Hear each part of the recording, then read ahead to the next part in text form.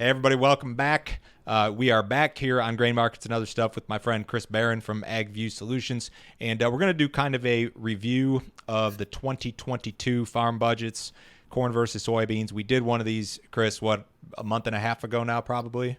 Yeah, and I think this is one of those things we're gonna have to stay tuned on and continue to look at. But we've got some updated stuff now.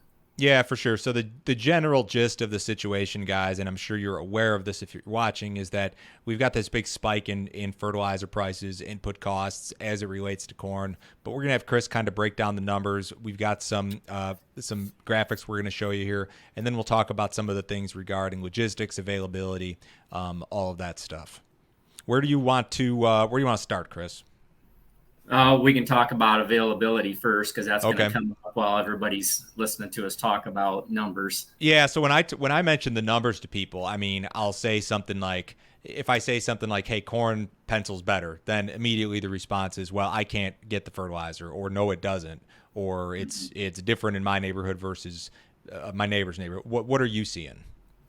Well, first of all, I'm seeing the need for a lot of people to be flexible and make sure you're running the numbers both ways. And availability is something that we can't necessarily control, but we can control what we plan, right? So, the nitrogen, the protection, all of those things, we're just gonna have to stay on that. I mean, I'm not sure that anybody has an absolute, this is exactly what's going to happen in terms of availability. So I think that's just something we're going to have to, as each individual producer in certain regions, are going to have to just continually work on that toward what our primary objective is with regard to the acres that we're each going to plant.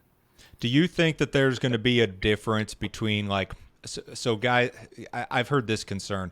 I have my fertilizer technically booked, but I'm concerned that it may not physically arrive. Is there any concern in your eyes in that situation? Yeah, I mean, we've got guys that are considering doing more side dressing and that kind of thing. More late season, not as much pre-plant type stuff. I mean, there's still guys. We went up into Minnesota this last weekend, and we saw more anhydrous rigs running than I think I've ever seen in tanks every place. And so there's a lot of nitrogen already going on. So that's going to help later on, I think, in the season.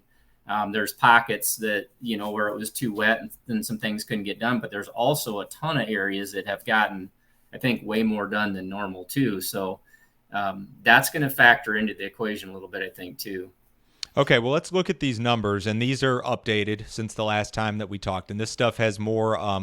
This is more of your customer data, was it what it is that we're looking at? Yeah, it's just mostly our client numbers and kind of, like I said, this is an ebb and flow type thing, and it's also a stay tuned type thing because we get smarter about every week as we continue to assemble numbers and look at different regions of the country and kind of what's going on. So I think the big thing is just being flexible, and we'll talk about that. Okay, let me bring your first slide up here, and you can talk me through what we're looking at. So you've got corn versus soy comparison, 2021 to 2022. Yeah, and so a lot of things, as we go into this next year, I think there is some perspective to keep in mind. And the big thing is what is going to be required for additional working capital, which I'll get to in the bottom line there in a second. But when we look at and the soybeans versus corn per acre cost difference, it's pretty significant more dollars needed to put that corn crop in. There's no doubt. And that side by side showing you what we're seeing with our clients.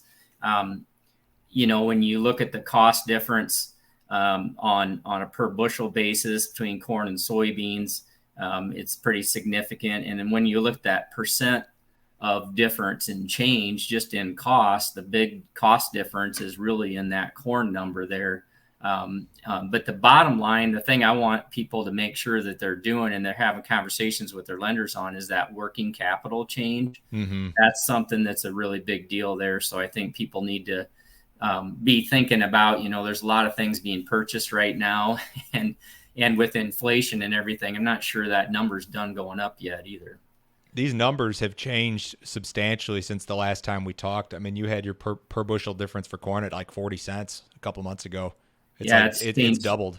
It's changed a lot. Wow. And that's, but with where the price of corn is at, which we'll get to in a second, relative to soybeans, it still works. It still Right. is a better deal. You can go to the next set of numbers there if you want. So when you look at the price outlook, and this was as of today, and it was earlier today, so it's probably not exact to the close or whatever as of today's recording, but if you look at no soybeans in that 1256 and corn in that 574 range, those are just numbers. You got to take your basis off of that or add to it lately. But those are just the Chicago board numbers, and then the projections there on soybeans and corn.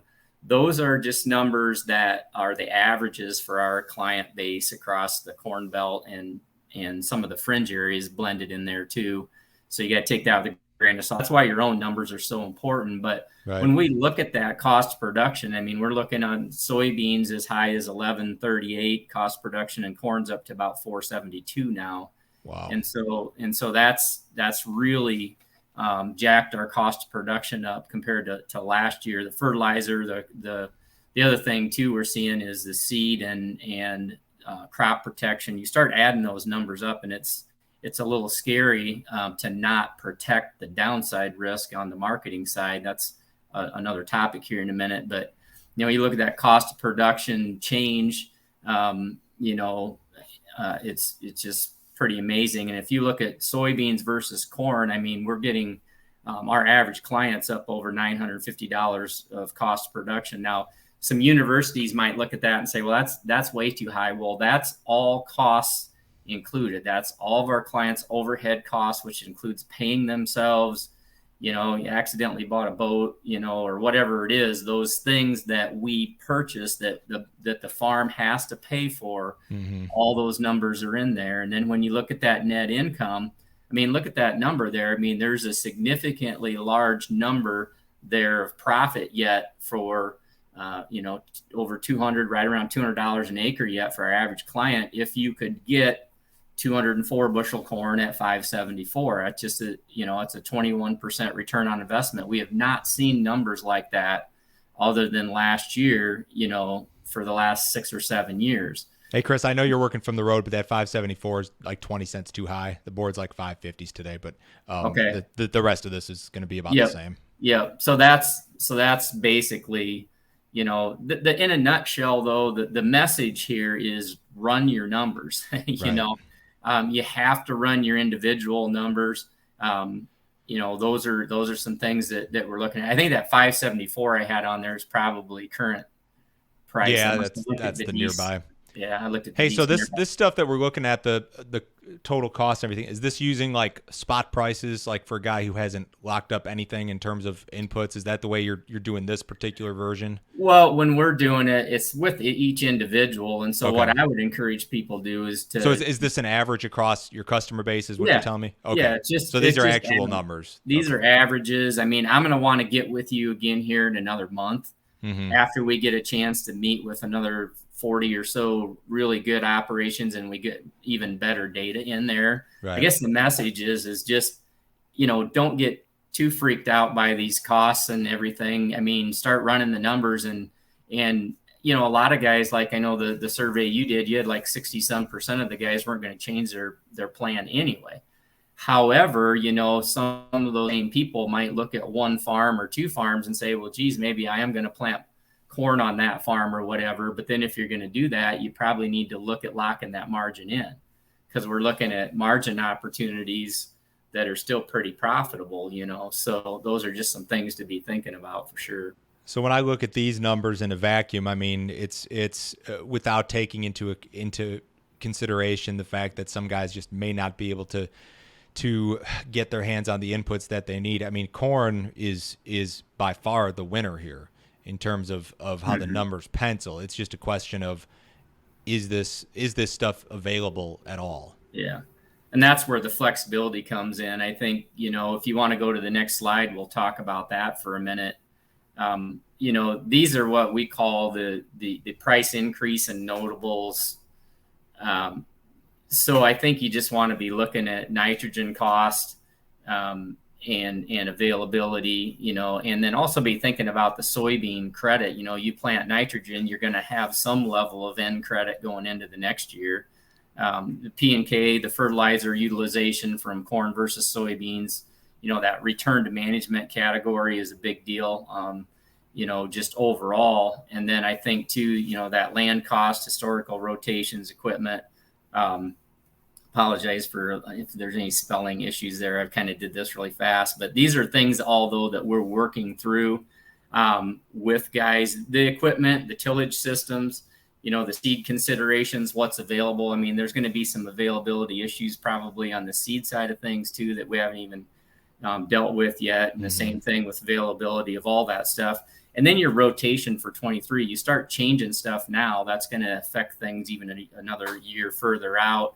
You look at LP, natural gas, and your logistics when you start looking at it. Maybe we've had some guys say, well, we're gonna switch to all beans. We've had some guys say we're gonna switch to all corn, and sometimes a full blown switch might not be the right thing either. And so you got to look at each of those individual farms, and that's where that tool, if you want to show that briefly, I mean, we can make this tool available.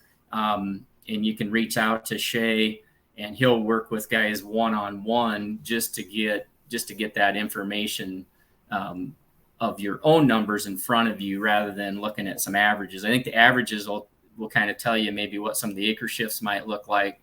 But on the same token, we each in our own farms got to do our own thing. So you can see those. That tool there, that first tab is basically corn versus soybeans. We just got 1,000 acres in there. I've got those average numbers in there right now. So again, if you want to email Shay at agviewsolutions.com, request this tool, he can send it to you, and you put your own numbers in. I mean, the numbers I'm showing you are just some averages, and like I said, they're going to get a lot better as we get further down the pipe here too. But when you look at this, it's all relative to your operation. Go to the next tab there too, if you would, Joe. So this tab here is showing 21 versus 22. There's a corn and soybean. 21 versus 22. You go in and you put in the percent increase, and it allows you to see how much more working capital you're going to need. And then that scenario on that one, it's showing, go over to the right just a little bit more there. It's showing that that operation is going to need another $166,000 on 1,000 acres of corn, for working capital. So you really need to have those things figured up in the budget. So when you're having conversation with the lender and stuff, that cash flow is going to work out. The next tab over is the same thing, but it's for the soybeans. And then the next tab over is a summary. So the slides I showed you will automatically create your own slide. So you could use that with a lender or whoever, with your family or with each other in the operation to figure out, and I apologize for having that having that corn number in there at 574. I guess maybe that's wishful thinking, but I think, once you populate the numbers though in there, it'll automatically fill this summary page out. And then you can kind of use that for just really good communication with each other, because, sure, we may not have some of the stuff, some of the supplies, some of the things we want at the price we want. We might not even get some of the stuff, but we still got to run these numbers. We still got to go through these exercises and make sure everybody's on the same page in the operation. Hey guys, take up Chris on this offer to get your hands on this tool. I will have Shay's email in the video description on YouTube. And if you guys can't get it for some reason, just send me an email to info@standardgrain.com, and we'll get this over to you. That sounds good.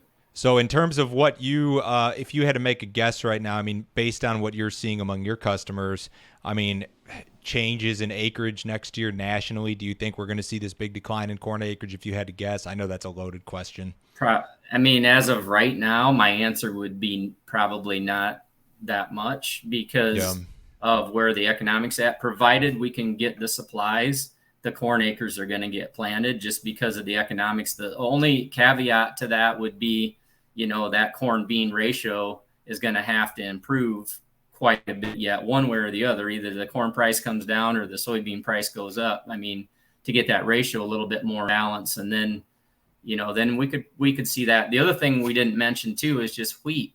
When you look at the wheat acres, and I didn't have that in there because I don't have enough data yet. Maybe the next time we talk, we'll have that piece in there as well. I just haven't done enough with the wheat guys yet. But there's a lot of acres that could shift to wheat, that could pull away from both corn and soybeans.